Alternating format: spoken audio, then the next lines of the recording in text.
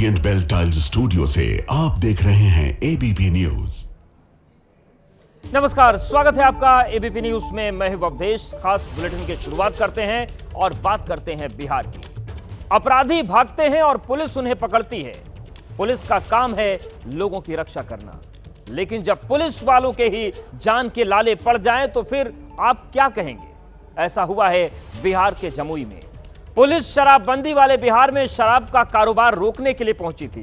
शराब माफिया ने उल्टे पुलिस वालों पर ही हमला कर दिया, उन पर लाठी डंडों की बरसात कर दी।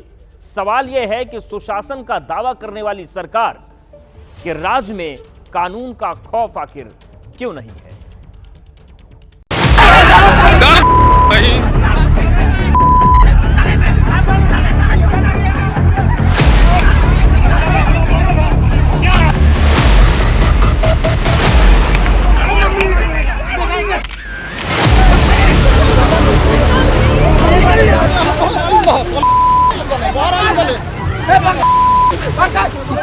खाकी पिट रही है,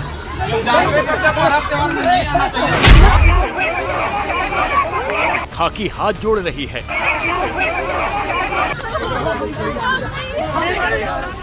खाकी रो रही है, खाकी जान की भीख मांग रही है। जनता के रक्षकों को इतना बेबस शायद ही इससे पहले आपने कभी देखा होगा। तस्वीरें बिहार की हैं, जहां पुलिस वालों पर अपराध और अपराधियों पर लगाम लगाने की जिम्मेदारी है। जनता की सुरक्षा इनके ही भरोसे है, लेकिन यहाँ तो उल्टी गंगा बह रही है। पुलिस को खुद जान बचाने के लिए लाले पड़ गए हैं। कौन है ये लोग जो पुलिस वालों को इस तरह बेरहमी से पीट रहे हैं? कौन है जो पुलिस वालों के हथियार छीन रहे हैं? क्यों पुलिस वाले इनसे डर कर भाग रहे हैं? क्यों ये लाठी डंडों से लैस इन लोगों से माफी मांग रहे हैं? इन सवालों के जवाब आगे देंगे। बताएंगे क्यों सुशासन बाबू की पुलिस इस तरह पिट रही है। लेकिन उससे पहले आपको इस वारदात की एक एक तस्वीर दिखाते हैं। ये पहली तस्वीर देखिए, जिसमें पुलिस वाले भागते दिखाई दे रहे हैं। इनका पीछा लाठी डंडों और पत्थरों से लैस भीड़ कर रही है, जिसमें महिलाएं भी शामिल हैं। वर्दी पहने जो लोग भागते दिखाई दे रहे हैं, उनमें एक महिला एसआई उर्मिला कुमारी और दूसरे एसआई शुभम झा हैं। भागते भागते एसआई शुभम झा गिर जाते हैं और भीड़ इन पर टूट पड़ती है। ये किसी तरह संभलते हैं और भीड़ से बचकर आगे बढ़ते हैं। इस दौरान एक गांव वाला लगातार इन पर लाठी बरसा रहा है। कुछ लोगों के बीच बचाव के बाद वो रुक जाता है और एसआई शुभम झा आगे निकल जाते हैं। इसके बाद जो तस्वीर कैमरे में कैद हुई वो बेहद शर्मसार करने वाली है, क्योंकि यहाँ भीड़ ने एसआई उर्मिला कुमारी को घेर रखा है। हाथ में डंडा लिए एक महिला उर्मिला कुमारी की वर्दी पकड़े हुए है। हैवान बन चुकी इस भीड़ को देखकर एसआई उर्मिला कुमारी इतना डर जाती हैं, उनके आंसू निकलने लगते हैं। वो अपनी जान बचाने के लिए भीड़ के सामने रोने लगती हैं, अपनी माँ को याद करने लगती हैं।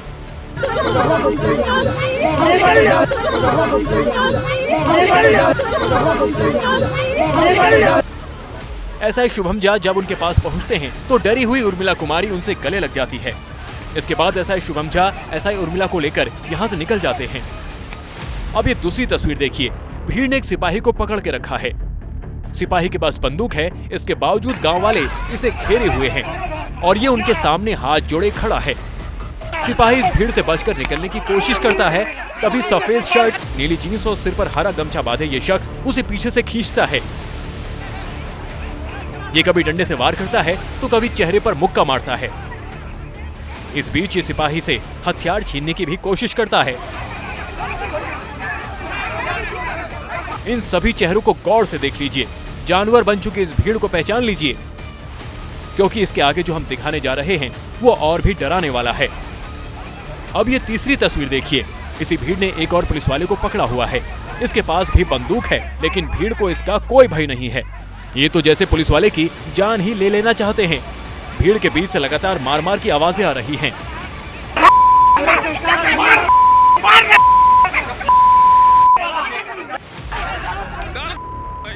आखिर जमुई के इस गांव में पुलिस वालों की पिटाई क्यों हुई? इस हैवानियत के पीछे की कहानी आपको बताते हैं। पुलिस को कदुआतरी गांव में शराब की सूचना मिली थी। छापेमारी के दौरान पुलिस को भारी मात्रा में अवैध देसी शराब मिली, जिसे वो नष्ट कर रही थी। तभी गांव वालों ने हमला कर दिया। अब 13 लोगों को गिरफ्तार कर लिया गया है। इनमें 6 महिलाएं हैं। बाकी आरोपियों की तलाश की जा रही है। सूचना मिली तो बैकअप टीम को भेजा गया और पूरी जो पुलिस टीम थी उसको हम लोगों ने वहाँ से सुरक्षित थाना हम लोग लेकर आए, उनको इलाज के लिए भेजा गया, उनका ट्रीटमेंट वगैरह हुआ। उसके बाद पुलिस द्वारा इस मामले में एक प्राथमिकी दर्ज की गई और प्राथमिकी के बाद पुलिस द्वारा जो अनुसंधान अंतर्गत कार्रवाई है, छापेमारी करते हुए कुल 13 नामजद लोगों को गिरफ्तार किया गया है। जो गिरफ्तार लोग हैं उनमें 7 पुरुष हैं, 6 महिलाएं हैं और इसके अलावा जो अन्य अभियुक्त हैं उनकी गिरफ्तारी की कार्रवाई पुलिस द्वारा की जा रही है। हालांकि गांव वाले इससे अलग कहानी बता रहे हैं। इनका कहना है कि कर्मा पर्व के दौरान शराब का इस्तेमाल होता है, जिसे लेकर पुलिस ने दबिश दी। गांव वाले ये भी दावा कर रहे हैं, पहले आदिवासी महिला और बच्चों के साथ पुलिस ने मारपीट की, इसके बाद गांव वालों ने हमला किया। घर में थे, हम लोग को कर्मा बसा रहे थे तो उन लोग को घर सीधे घुस गया। हम लोग को पकड़ रहे थे तो लड़का लोग तो जानते हैं दारू पिया था, तो हम लोग को पकड़ लेगा तो उन लोग को छोड़ेगा। हाँ, आप लोग के साथ दुर्व्यवहार हो रहा है। हाँ, इसलिए मारपीट हो रहा था। सच जो हो, लेकिन सवाल यह है कि गांव वालों को पुलिस पर हमला करने का अधिकार किसने दिया? ये पुलिस वालों के हथियार छीनने की कोशिश क्यों कर रहे थे? वैसे इस मामले में अब सियासत भी शुरू हो गई है। विपक्ष आरोप लगा रहा है कि बिहार में पुलिस का खौफ खत्म हो गया है। देखिए, बिहार में तो अब पुलिस का खौफ वर्दी का रौब है ही नहीं। जमुई जिला के बरहट थाना में जिस तरह से पुलिस छापेमारी करने गई थी अवैध शराब की जानकारी पर, वहां पर पब्लिक ने ही उन पर हमला कर दिया। पुलिस बल पर ही हमला कर दिया जा रहा है। ये कैसा राज है बिहार में? अपराधी राज कायम हो गया है। अब पुलिस वाले भी जब सुरक्षित नहीं है, उन्हीं पर हमला हो रहा है, तो आम आदमी तो भगवान भरोसे है बिहार। पुलिस के ऊपर भय जो है ना खत्म हो चुका है, क्योंकि पुलिस ही जो है दारू बेचवा रहे हैं। और जब वो इस तरीके से अगर काम करवा रहे हैं, थाना पुलिस अगर दारू बेचवा रहे हैं और एंड टाइम पे जाके उनको जाके सख्ती पेश आने का कोशिश करेंगे तो रिएक्शन होगा। और उसी का नतीजा है कि जो वहाँ के ग्रामीण है या जो वहाँ के बेचने वाले लोग हैं वो पुलिस के ऊपर पथराव वगैरह सब किए हैं। लेकिन तो पुलिस को तो पहले अपने गिरेबान में झांकने की आवश्यकता है, सरकार को अपने गिरेबान में झांकने की आवश्यकता है कि लॉ एंड ऑर्डर पे आज पुलिस का भय अगर खत्म हो रहा है जनता के बीच में से, तो इसको तो पहले सरकार को अपने गिरेबान में झांक के उसको सही करने की आवश्यकता है। बिहार में चुनाव नजदीक हैं, विपक्ष सरकार पर हमलावर है, तो उधर सत्ता पक्ष भी हर हमले का जवाब देने के लिए तैयार खड़ा है। बीजेपी पुलिस वालों पर हमले के लिए विपक्ष को ही कटघरे में खड़ा कर रही है। भाजपा और जदयू की सरकार में बिहार में सिर्फ और सिर्फ कानून का राज है। 2005 में जब हमें बिहार मिला था तो लोग अपनी सुरक्षा को लेकर के चिंतित रहते थे। चुनाव नजदीक आ रहे हैं तो जंगल राज वालों के शह पे कुछ तस्कर, माफिया, शराब बेचने वाले अपराधी, ये लोग कहीं कहीं पे कानून व्यवस्था को आंख दिखाने की कोशिश कर रहे हैं। ये पुलिस का मानवीय चेहरा भी एक होता है, इसलिए पुलिस ने अधिक शक्ति का प्रयोग न किया। ऐसे उपद्रव करने वाले लोग बिहार की पुलिस को कमजोर न समझें। बिहार की पुलिस सक्षम है, ताकतवर है, लेकिन चूंकि पुलिस का एक मानवीय चेहरा भी हम लोगों ने ही मानक बनाकर रखा है कि उससे बाहर नहीं जाना है। पुलिस टीम पर हमला पूरे तौर पर बिहार की कानून व्यवस्था पर हमला है और जो भी दोषी होंगे उनके साथ सख्त कार्रवाई की जाएगी। लेकिन इस आधार पर विपक्ष यदि सरकार की आलोचना कर रहा है तो कहीं न कहीं ऐसा कर वो प्रकारांतर से अपराधियों की पैरवी कर रहे हैं और उनकी मंशा फिर से बिहार को उसी माफिया राज और गुंडा राज में भेजने की है। लेकिन हम ऐसा नहीं होने देंगे और इसके लिए नीतीश कुमार जी की पूरी पुलिस व्यवस्था कटिबद्ध है। वैसे बिहार में पुलिस वालों पर हमले का ये कोई नया मामला नहीं है। बिहार में पुलिस टीम के ऊपर पिछले 100 दिन में 8 बड़े हमले हो चुके हैं। मुंगेर, गयाजी, रोहतास और पटना में बुरी तरह से पुलिस वालों को लाठी डंडों से पीटा गया और अब जमुई से पुलिस वालों को पीटने की तस्वीर सामने आई है, जिसके बाद सवाल खड़े हो रहे हैं। जो पुलिस वाले अपनी हिफाजत नहीं कर पा रहे, जनता की सुरक्षा कैसे करेंगे?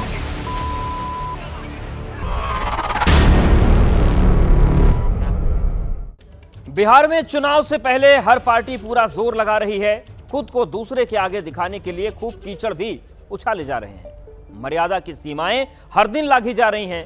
पीएम मोदी को गाली दिए जाने के बाद अब विपक्ष के नेता तेजस्वी यादव की पत्नी के लिए अपमानजनक शब्दों का इस्तेमाल किया गया।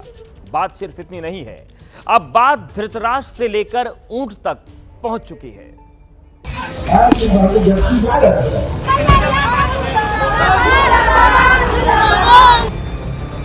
और नारी का अपमान किसी भी हाल में बर्दाश्त के बाहर है।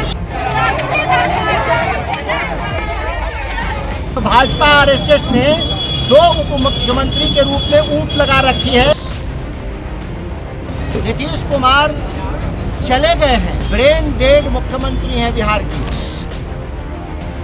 धृतराष्ट्र के रूप में अपने पुत्र मोह में बिहार में उन्माद पैदा कर बिहार को बर्बाद करने का खेल अब बिहारी उनका नहीं सुनेगा।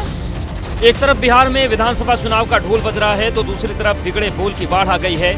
जिसे देखो वही मर्यादा को ताक पर रखकर राजनीति को गंदा करने की प्रतियोगिता में अव्वल आना चाह रहा है। चेहरे बहुत हैं, लेकिन शुरुआत करते हैं राजवल्लभ प्रसाद यादव से, जिन्होंने तेजस्वी यादव की पत्नी राजश्री पर विवादित टिप्पणी की है। खाली वोट को करता है, वो यादव जी के लड़की को इनका कल्याण होता नहीं है।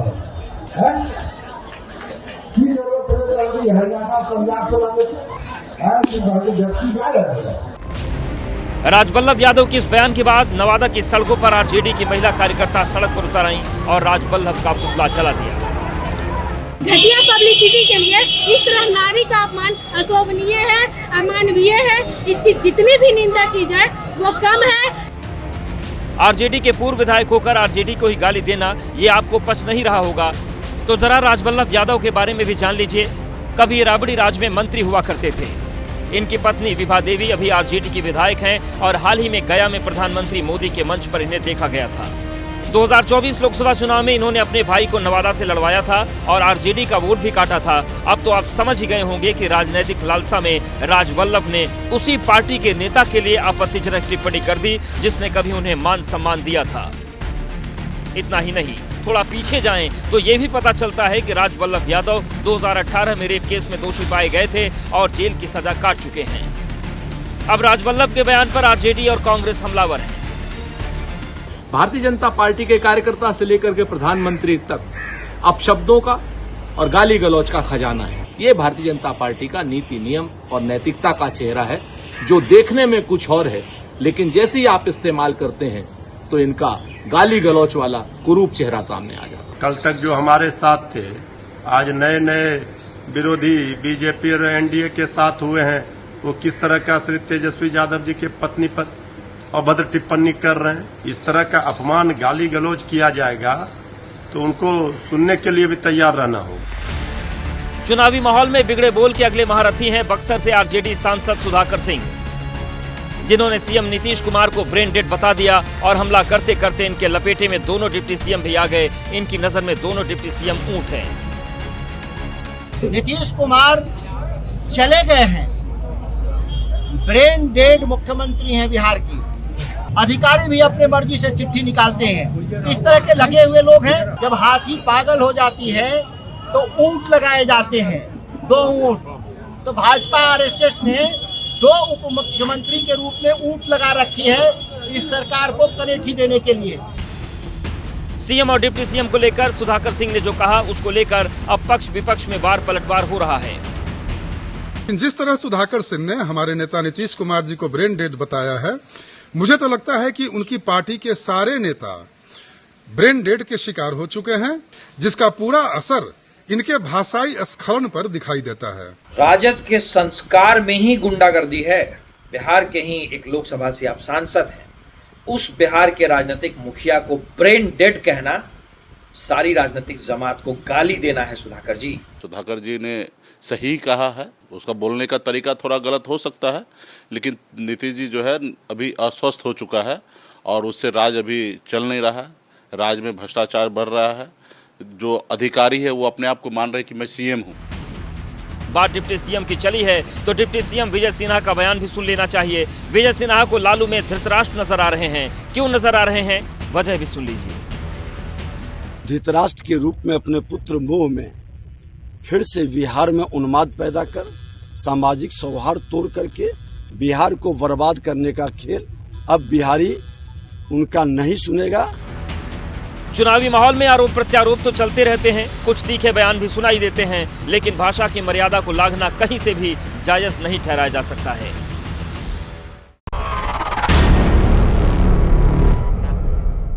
अब बात करते हैं आसमानी कहर की। इस सैलाब का सितम सितंबर में भी जारी है। पानी अब प्रलय मचा रहा है। कुदरत का क्रोध ऐसा है कि पंजाब में गांव के गांव डूब गए। बाढ़ बारिश के बाद उत्तर भारत से ऐसी खबरें आ रही हैं जो अब लोगों को डरा रही हैं। लेकिन सबसे दर्द भरी खबर आई हरियाणा के फरीदाबाद से, जहां अपने 20 दिन के बच्चे के लिए दूध लेने गया युवक बाढ़ के पानी में बह गया, जिससे उसकी मौत हो गई। 20 दिन पहले जिस घर में खुशियां थीं, अब वहां मातम पसरा है।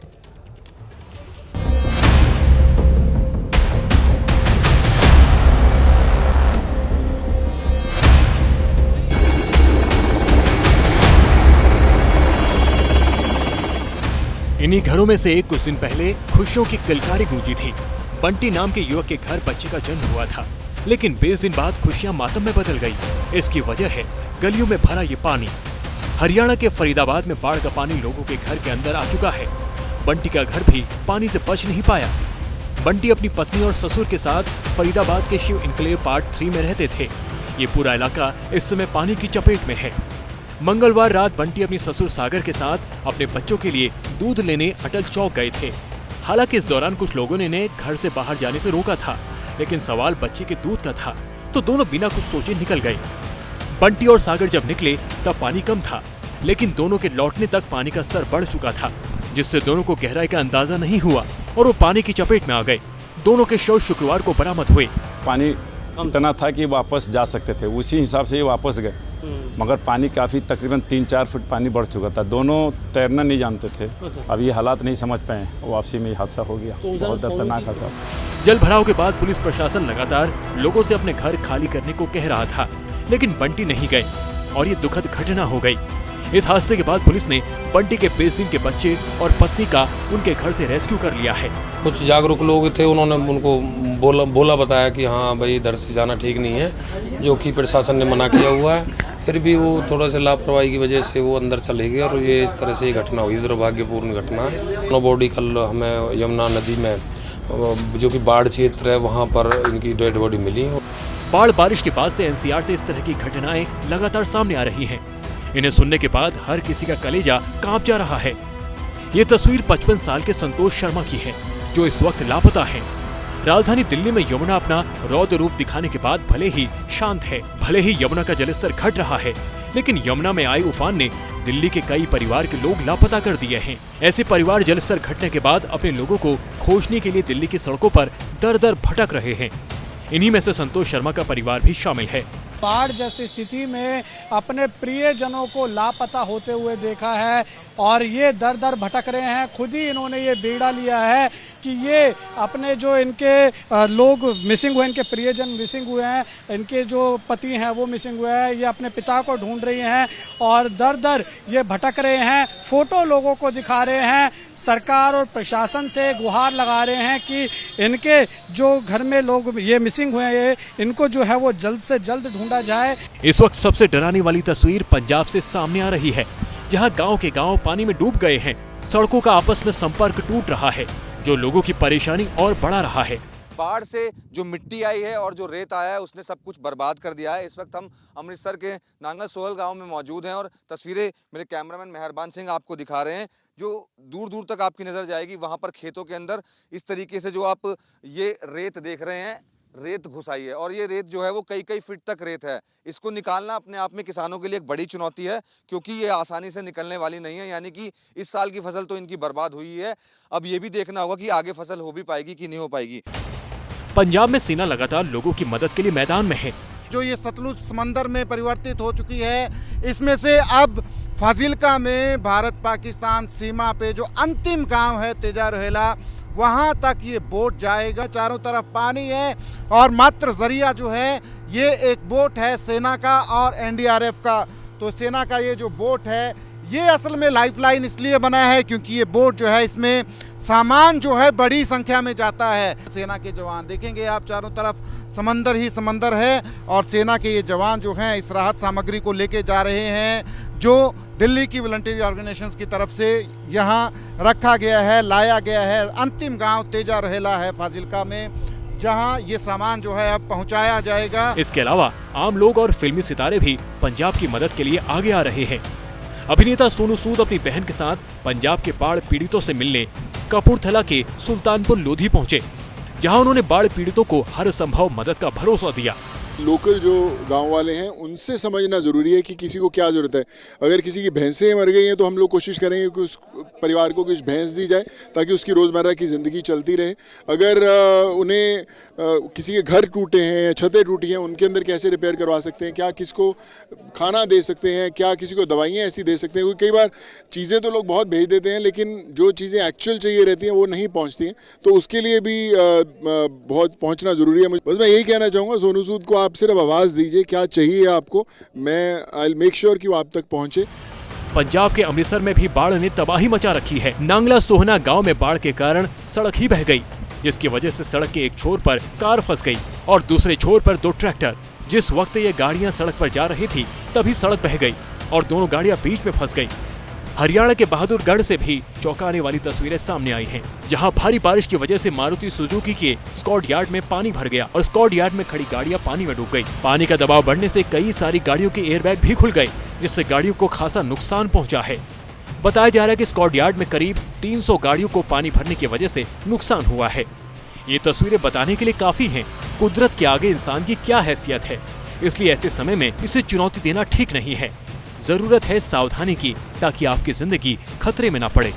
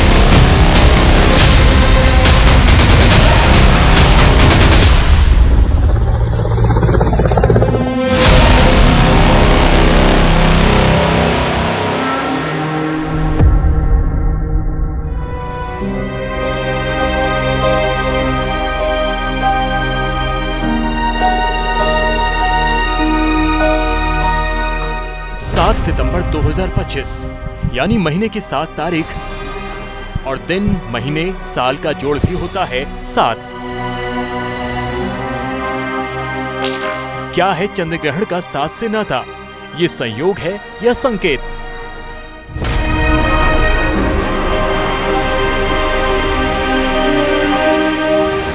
क्या 75 सालों में पहाड़ों पर हुई भीषण बारिश का 122 साल बाद बने चंद्र ग्रहण के संयोग से कोई तार जुड़ा है?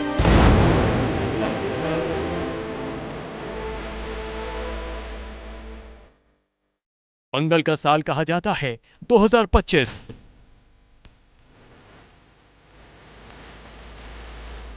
क्या जन्नत में कुदरत के कहर का आसमानी ग्रहण से कोई संबंध है?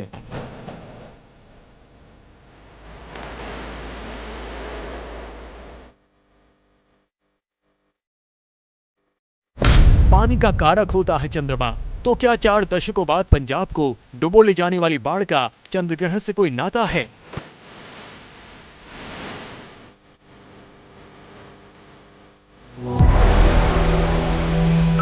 पितृपक्ष से ठीक पहले लग रहे चंद्र ग्रहण का अफगानिस्तान से लेकर रूस तक धरती को हिलाने वाले भूकंप से कोई कनेक्शन है?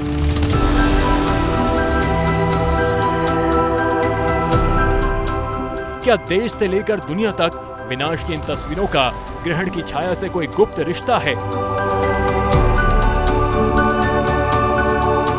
क्या देश भर में तबाही मचाती बारिश, बाढ़ का ग्रहण से कोई खगोलीय जोड़ है या यह सिर्फ संयोग?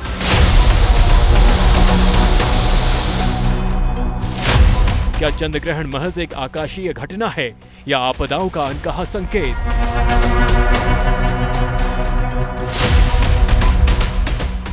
इस बार का चंद्र ग्रहण सिर्फ ग्रहण है या ग्रहण काल?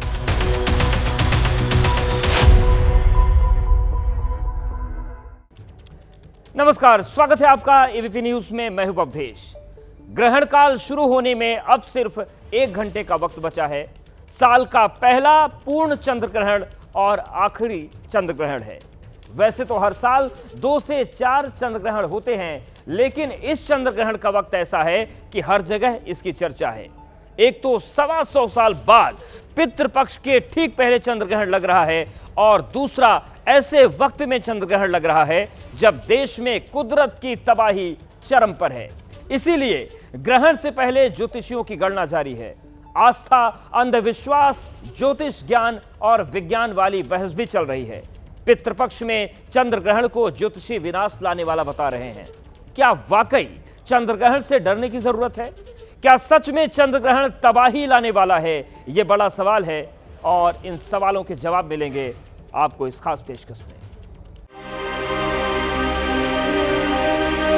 सुपर ब्लड मून यानी सुर्ख लाल रंग में रंगा चांद। पूर्ण चंद्र ग्रहण के मौके पर यह दुर्लभ तस्वीर आज फिर से दुनिया के कई देशों में दिखेगी। कुदरत के इस अद्भुत नजारे का गवाह हिंदुस्तान भी बनेगा, और यह पूरे देश में दिखाई देगा।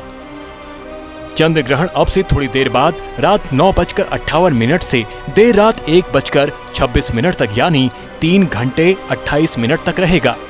इस दौरान पूर्ण चंद्र ग्रहण 11 बजे से 12:22 तक यानी 82 मिनट तक चांद पूरी तरह से पृथ्वी की छाया में ढक जाएगा और उसका रंग गहरा लाल हो जाएगा, जिसे ब्लड मून कहते हैं। ग्रहण से पहले आज देश भर के मंदिरों के कपाट बंद हो गए हैं।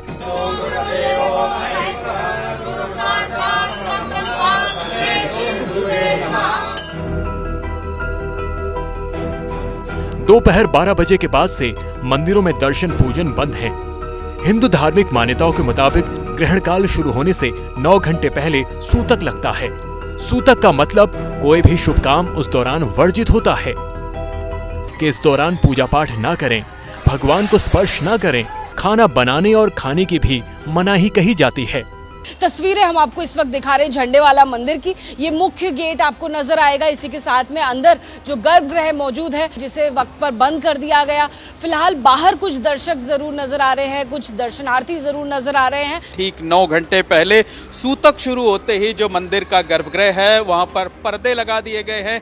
यानी अब आज पूरे दिन और रात भर जो है लोग पर्दे के बाहर से ही भगवान गणेश के दर्शन कर सकते हैं। जैसे ही सूतक का समय हुआ, पूरे मंदिर के कपाट बंद कर दिए गए हैं। जितनी भी मूर्तियां यहाँ हैं इस मंदिर में, उन मूर्तियों के कपाटों को बंद कर दिया गया है और फिलहाल इस मंदिर में श्रद्धालुओं के आने पर भी प्रतिबंध लगा दिया गया है। ग्रहण खत्म होने के बाद मंदिर की साफ सफाई होगी।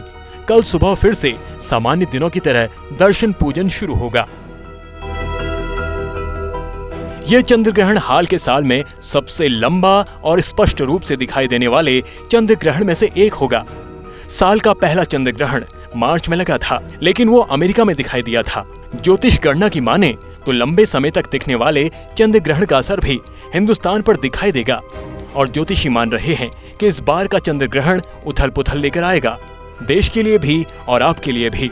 ये ग्रहण पड़ रहे हैं तो वो सितंबर के महीने में पड़ रहे हैं। अभी ऊपर वाला चाहता तो ये ग्रहण जनवरी में दे सकता था, फरवरी में दे सकता था, लेकिन देखिए सितंबर का महीना और 9 तारीख तो अभी आई नहीं है। 7 तारीख उससे पहले ग्रहण है, उसके बाद 9/9/9 महीना, 9 तारीख, 9वां साल, तो कहीं ना कहीं मिला जुला कर हाँ खतरा तो है। ये किसी मुसीबत का कारण बन सकते हैं, जैसे बड़ी सुनामी, जैसे पानी से जुड़ी कोई बड़ी समस्या, जैसे पड़ोसी देशों के साथ हमारी युद्ध की स्थितियों का होना, प्लेन दुर्घटना एक बार फिर से होना, ट्रेन दुर्घटना का होना, अग्निकांडों का बहुत ज़्यादा होना, शेयर मार्केट का अप डाउन होना और डाउन होना ज़्यादा, नुकसान लोगों को ज़्यादा होना, किसी बड़े नेता अभिनेता से जुड़ी हुई कोई परेशानियां भी और उनसे जुड़ी बैड न्यूज़ भी सामने आ सकती हैं। जिनकी राहु या बृहस्पति की महादशा या दशा या अंतरदशा चल रही है, क्या उनके लिए ज़्यादा दिक्कत भरा समय? निश्चित तौर पर आप कह सकते हैं। अगर आपका शत्रु आपके बगल में चेयर में बैठा है तो ज़्यादा हार्म पहुंचा सकता है, और अगर दूर बैठा है एक अगले कमरे में तो कम हार्म। तो निश्चित तौर पर जिनकी बृहस्पति राहु की महादशा, अंतर्दशा, प्रत्यंतर दशा चल रही है, उनके लिए स्थिति बड़ी गंभीर है। उनको बहुत बड़ी समस्याएं हो सकती हैं, क्योंकि ये राहु मति भ्रम कर देता है, छल कपट दिखावा बहकावे का ग्रह है, और इस वजह से अगर वो दशा में भी हैं आप, तो किसी स्त्री, किसी स्कैंडल या किसी बड़े समस्या में फंस सकते हैं। तबाही के बीच चंद्र ग्रहण का होना इसलिए भी लोगों के मन में शंका पैदा कर रहा है, क्योंकि पिछली बार बाढ़ बारिश के मौसम में यानी जुलाई से सितंबर के बीच 2019 में हिंदुस्तान में चंद्र ग्रहण लगा था और उसके बाद कयामत आई थी।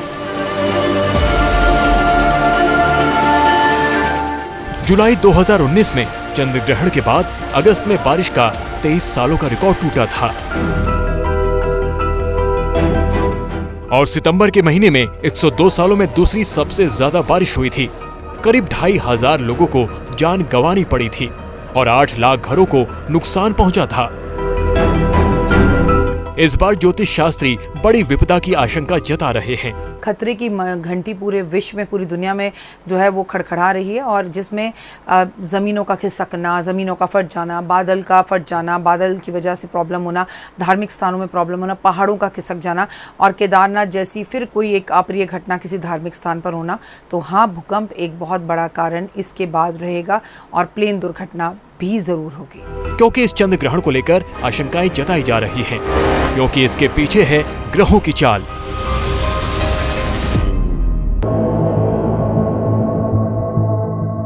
वर्तमान समय में गुरु की गति सामान्य से तेज है। ब्रह्मांड का सबसे बड़ा ग्रह जब सामान्य से ज्यादा तेज से चलता है तो वह दुनिया के लिए संकट का कारण बनता है, और इसी बीच ग्रहण का भी आ जाना और खराब संकेत देता है। दुनिया में भारी उथल पुथल इसके कारण होने की आशंका जताई जा रही है।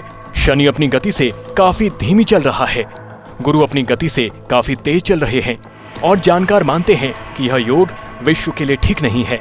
जिन क्षेत्रों में पहले से भूकंप या ज्वालामुखी की संभावना रही है, वहां इन गतिविधियों में अचानक बढ़ोतरी हो सकती है। मंगल की महादशा शुरू हो रही है।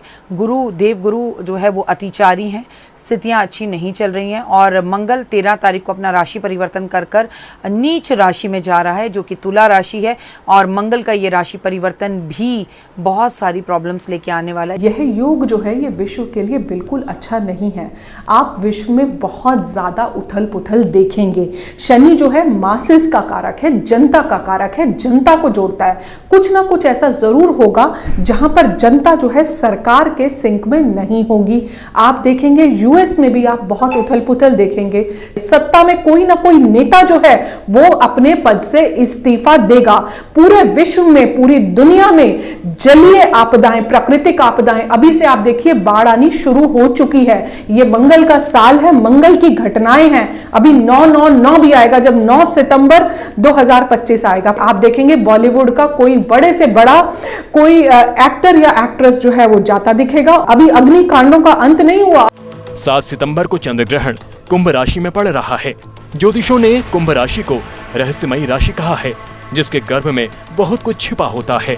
सप्तक योग बन रहा है जिसमें सूर्य, बुध और केतु सामने हैं।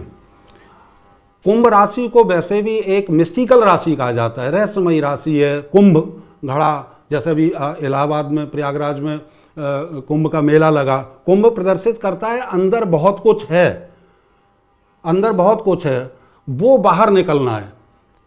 अमृत भी हो सकता है, उसमें विष भी हो सकता है, तो ये एक संघर्ष का समय होता है। ऐसी भविष्यवाणियों के बाद ही सवाल पूछा जा रहा है कि इस बार के चंद्र ग्रहण के बाद अमृत निकलेगा या विष, क्योंकि ज्योतिष में चंद्रमा को पानी का मुख्य कारक ग्रह माना जाता है। तो क्या जो बाढ़ आ रही है उसका ग्रहण से कोई कनेक्शन है? ज्योतिषों के मुताबिक चंद्र ग्रहण के बाद भारी बारिश का दौर और भयानक होगा। इतना ही नहीं, देश के लिए 30 अक्टूबर तक का वक्त मुश्किल बताया जा रहा है। आने वाला समय भारत के लिए 30 अक्टूबर तक निश्चित परेशानियों भरा रहेगा। इस दौरान जल प्रलय, भारी बारिश से प्रलय, रहेगी। तो लोगों को पहाड़, इस तरह की पानी वाली चीज़ों से दूर रहना चाहिए और ओम नमः शिवाय का पाठ, शिव जी की पूजा, क्योंकि उन्होंने चंद्रमा को सिरोधार किया हुआ है, अपने सर पे धारण किया हुआ है, गंगा उनके केशों से निकल रही हैं, तो सिर्फ वही कंट्रोल कर सकते हैं, इसलिए शिव की पूजा करते रहिएगा। चंद्रमा राहु के साथ सबसे पहले क्या करता है? बुद्धि भ्रष्ट करता है। तो कोई भी बड़े डिसीजन हो 7 तारीख को टाल दीजिएगा, कोई डिसीजन मेकिंग हो टाल दीजिएगा। मैं तो कहूँगा अगले 14 दिन तक टालिएगा, अगर ना हो पाए तो 7 तारीख को जरूर टाल दीजिए। इससे पहले 14 मार्च को चंद्र ग्रहण लगा था, जिसके चलते कई दुर्घटनाओं के साथ प्राकृतिक आपदाएं आई थी। इस बार भी यही आशंका जताई जा रही है। इस वक्त दुनिया में जो भी उथल पुथल आप देख रहे हैं उसका मेन रीजन है 2025 मंगल का साल। लेकिन हाँ, ऐसी तबाही अभी आपको और भी आगे देखने को मिलेगी, क्योंकि जब भी इतना बड़ा सदी का चंद्र ग्रहण पड़े 3.5 घंटे के लिए, तो इसका असर आपके, मेरे और सामाजिक जीवन में बहुत पड़ेगा। सबसे पहले तो मनोबल पर पड़ेगा, स्त्रियों पर पड़ेगा, शेयर मार्केट पर पड़ेगा, समाज में पड़ेगा, लड़ाई झगड़ों पर पड़ेगा, कुदरत के और कहर हम पर टूटेंगे। और सबसे बड़ी बात, सारे विवाद पानी से जुड़े हुए होंगे। भूकंप का आना, पुलों का गिरना, फ्लाइट क्रैश का होना, ट्रेन दुर्घटना और रेल दुर्घटना, और सबसे बड़ी बात अग्निकांडों का होना। तो जो भी है, ये ग्रहण के बाद धरती को अभी हिलना डुलना और भी बाकी है। 122 साल बाद ऐसा दुर्लभ संयोग बन रहा है जब पितृपक्ष शुरू होने से पहले चंद्र ग्रहण पड़ रहा है, जब पुरखों को याद कर तर्पण और प्रार्थना की जाती है। ज्योतिष के मुताबिक पितृपक्ष और चंद्र ग्रहण का एक साथ होना खतरनाक संयोग का इशारा है। इस साल का ग्रहण अति महत्वपूर्ण इसलिए हो जाता है कि 7 तारीख को ग्रहण और 8 तारीख को पितृपक्ष शुरू हो रहा है, और पितृपक्ष में पड़ने वाली अमावस्या को सर्व पितृ अमावस्या बोलते हैं, जो कि 21 और 22 तारीख को पड़ेगी। 8 तारीख को जिस दिन पितृ पक्ष शुरू हो रहा है उस दिन पूजा कर लीजिए। और सर्व पितृ अमावस्या, क्योंकि ग्रहण का प्रभाव एक पखवाड़े तक, एक पक्ष तक रहता है, तो पूरा आप कह सकते हैं सितंबर महीने में इस ग्रहण का प्रभाव रहेगा। किसी भी तरह की सूर्य केतु, सूर्य राहु या चंद्र केतु, चंद्र राहु की समस्या से कुंडली में निजात पाने के लिए 7 तारीख, 8 तारीख और 21 तारीख सर्वश्रेष्ठ दिन है। तो फिर सवाल वही है, जब चंद्र ग्रहण से ऐसे संकेत मिल रहे हैं तो क्या उपाय दिखते हैं? हमने इस बारे में ज्योतिषाचार्य वाई राखी से पूछा। देखिए, 12 राशियों की बात करूं तो पहले मेष राशि की बात कर लेते हैं। मेष राशि की बात करी जाए तो शनि की सारसती आप पर चल रही है, तो मैं आपको मिला जुला कर कहूँ, आपको अपनी हेल्थ का ध्यान रखना है, अपनी हेल्थ के साथ साथ अपनी माँ का ध्यान रखना है और हनुमान चालीसा का पाठ जरूर करना है। वृषभ राशि की बात करूँ तो ग्रहण आपके लिए अच्छा है, पैसा आएगा पर इस रास्ते से आएगा और इस रास्ते से चला जाएगा। ओम महालक्ष्मी नमः का जाप करें, और अगर ग्रहण काल में आप महालक्ष्मी का हवन कर सकें तो मैं आपसे कहूँगी ज़रूर करें, बहुत उत्तम रहेगा। मिथुन राशि की बात करते हैं। चंद्र ग्रहण अगर आपके लिए बात की जाए तो सरप्राइज़ लेकर आ रहा है और अपने घर का सपना आपका पूरा होगा। नौकरी में बदलाव हो सकता है, इंक्रीमेंट या प्रमोशन हो सकता है। मंत्र जाप करें, ओम गण गणपति नमः का जाप जरूर करें। कर्क राशि की बात करें तो आपकी राशि का स्वामी चंद्रमा है और उस पर ही ग्रहण लगने जा रहा है, तो मूड आपका थोड़ा सा खराब रहेगा और आपको एंजाइटी जैसी प्रॉब्लम्स का सामना करना पड़ेगा। ओम नमः शिवाय का जाप करें, प्लस अपनी माँ का ध्यान जरूर रखें, अपने रिश्तों का, अपने प्रेम का भी ध्यान रखें। सिंह राशि, शनि की ढैया आप पर चल रही है, केतु पहले से ही वहाँ पर बैठा हुआ है। गेहूं का गुड़ का दान करें, हनुमान चालीसा का पाठ करें और बिल्कुल मन को विचलित ना करें। कन्या राशि की बात करें तो हेल्थ से जुड़ी हुई समस्याएं आपको तंग करेंगी, पेट से जुड़ी समस्याएं आपको तंग करेंगी, आपका कोई ऑपरेशन हो सकता है। आप जितना हो सके ग्रहण के बाद 8 तारीख को किन्नरों को दान करें। तुला राशि, ग्रहण आपके लिए अच्छा है, चीनी का दान आपके लिए अच्छा है। ओम महालक्ष्मी नमः का जाप करें, थोड़ा सा मन पर काबू करें। वृश्चिक राशि, ग्रहण बहुत अच्छा रहेगा, आपके लिए सपने पूरे होंगे, प्रॉपर्टी का सपना पूर्ण हो सकता है। माता पिता में पिता की सेहत का आपको ध्यान रखना होगा, प्लस आपकी पत्नी के साथ आपके बेवजह झगड़े हो सकते हैं। मंदिर में झंडे लगाएं या गीता का पाठ सुने। धनु राशि की बात करें, शनि की ढैया आप पर चल रही है, आपको जो है आटा बेसन छाया पात्र का दान जरूर करना चाहिए। ग्रहण के टाइम पर ओम नमो भगवते वासुदेवा का जाप करें। वैसे ये ग्रहण आपके लिए मिला जुला सा है, अच्छा भी और बुरा भी। मकर राशि की बात करी जाए तो बहुत अच्छा है ग्रहण आपके लिए, आपकी है बल्ले बल्ले, पर सेहत थोड़ी सी खराब रहेगी। समाज में जो मान प्रतिष्ठा गिरी हुई थी वो सब वापस आएगी, आपको सरप्राइज मिलेगा। आप अपने लिए नई गाड़ी खरीद सकते हैं और सबसे बड़ी बात अपना घर भी खरीद सकते हैं। सरसों के तेल का दान करें। कुंभ राशि, आप ही की राशि में एक ग्रहण लगने जा रहा है और उसके बाद आपके ऊपर शनि की सारसती चल रही है, तो आप इससे कैसे बचेंगे? आपको अपनी वाणी पर कंट्रोल करना है, घर वालों से झगड़े होंगे, आपके ऊपर शनि की सारसती का तीसरा चरण चल रहा है। काले तिल का दान करें और सुंदरकांड का पाठ करें। मीन राशि, शनि की सारसती पर हैं आप भी, शनि की सारसती चल रही है, इसलिए माता पिता की सेवा तो थोड़ी सी तबीयत खराब हो सकती है, सेहत का ध्यान रखें। लड़ाई झगड़ा बिल्कुल ना करें और ऐसे टाइम पर इमरती का दान जरूर करें आप। चंद्र ग्रहण का असर सिर्फ आम जनता पर नहीं, राजनेताओं पर भी पड़ने की भविष्यवाणी की जा रही है। इसके साथ ही राजनीति में हलचल भी देखने को मिल सकती है, जैसे भारत के साथ अमेरिकी व्यापार दबाव या मध्य पूर्व में इजराइल के संभावित आक्रामक रवैये के चलते तनावों में इजाफा हो सकता है। अब चंद्र ग्रहण के 7 वाले संयोग को समझिए। 7 नंबर केतु का होता है और ये साल 2025 मंगल का है, यानी मंगल और केतु मिलकर इस संयोग को काफी खतरनाक बना रहे हैं। यही वजह है कि तमाम ज्योतिषी इस ग्रहण को तबाही का संकेत मान रहे हैं। आज चंद्र ग्रहण के 14 दिन बाद 21 सितंबर को सूर्य ग्रहण लग रहा है। एक महीने के भीतर 2 ग्रहण ज्योतिष में अशुभ माना जाता है और प्राकृतिक आपदाएं बढ़ने की आशंका बढ़ जाती है। 13 तारीख से 27 तारीख के बीच में पूरे विश्व में भूकंप आता दिखाई देगा आपको। और जब भी चंद्र ग्रहण होता है उसके 48 घंटे में अप्रिय घटना जरूर घटती है, चाहे वो रेल दुर्घटना हो, ट्रेन दुर्घटना हो या सुनामी हो। मैं आपको क्लियरली ये बात चैलेंज कर टीवी पर लाइव बता रही हूँ, टाइम के साथ। कोई बड़ी प्राकृतिक आपदाएं जिसमें भूकंप नंबर 1 है, नंबर 2 पे सुनामी है, नंबर 3 पर पानी से जुड़े विवाद या पानी से जुड़ी हुई परेशानियां या समुद्र के अंदर ज्वार भाटे की ऊंची ऊंची लहरों का उठना या किसी शहर का ही बिल्कुल पानी के अंदर बह जाना या बड़ी मुसीबत आना।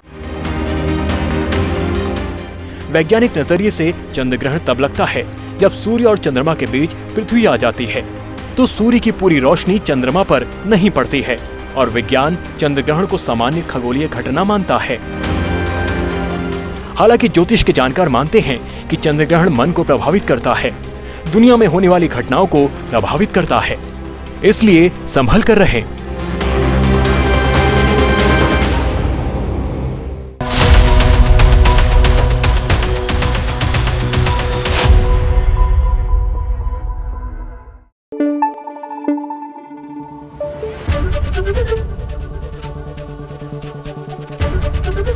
एबीपी न्यूज आपको रखे आगे।